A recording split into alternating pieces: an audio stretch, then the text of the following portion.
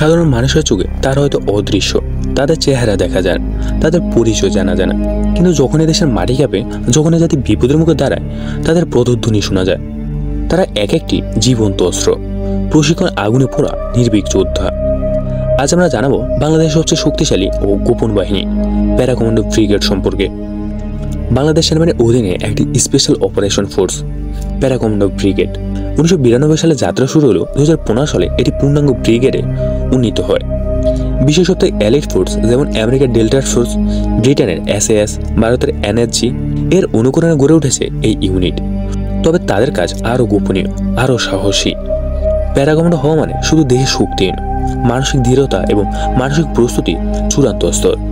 এ বাহিনীতে ভর্তি হওয়া মানে জল, জঙ্গল, মরুভূমি, বরফ ও শহরের যুদ্ধে দক্ষতা অর্জন করা।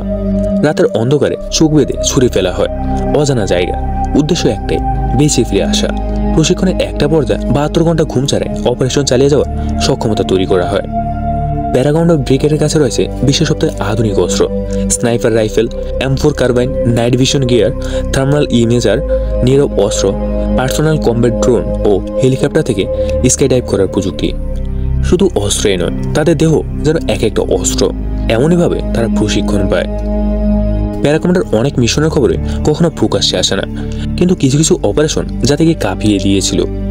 অপারেশন থান্ডারবোল্ট 2016 সালে হলি আর্টিজান হামলার জিম্মি উদ্ধার অভিযান মাত্র 13 মিনিটে সমাপ্তি করে।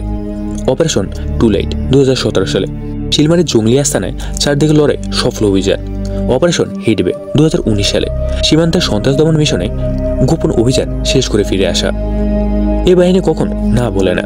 তাদের সামনে পাহাড়, নদী, জঙ্গল, ঘেরাও কিংবা সীমান্ত, দালানগেরা শহর সব সমান প্রতিবন্ধক। বোমা নিষ্ক্রিয় করা থেকে শুরু করে হেলিকপ্টার থেকে নামা, গভীর রাতে শত্রু ঘুম ভেঙে দেওয়া, সবই তাদের জন্য স্বাভাবিক। তাদের একটা কথা আছে, we not fight for victory, we fight for place. প্যারা কমান্ডোদের কাজ হলো প্রথমে ঢুকে পড়া, পরিস্থিতি নিয়ন্ত্রণে আনা।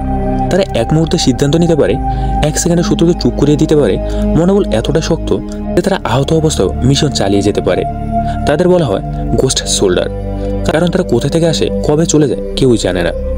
প্যারা কমান্ডো ব্রিগেড শুধু দেশের গর্বে নয়, বিশ্বে বাংলাদেশের মর্যাদা বাড়ানো প্রতীক। UN প্লেস কিপিং মিশনে এদের দক্ষতা আন্তর্জাতিক গণমাধ্যমে প্রশংসিত হয়েছে। আপনি যখন ঘুমিয়ে থাকেন তখন তারা জেগে থাকে, যখন আপনি পরিবার নিয়ে ঈদ পালন করেন তখন তারা সীমান্ত পাহারা দেয়। প্যারা কমান্ডো ব্রিগেড শুধু একটা ফোর্সে নয়, এটি একটি মনোভাব যারা দেশের জন্য জীবন দিতে প্রস্তুত। তাদের মুখে হাসি থাকে না, কাঁধে ব্যাজ নয়, থাকে রক্ত আর ঘাম ঝরা সাহসের চিহ্ন। এরা বাংলাদেশ সেনাবাহিনীর প্যারা কমান্ডো ব্রিগেড, যাদের হাতে দেশের সম্মান, যাদের হৃদয়ে লাল সবুজ পতাকা।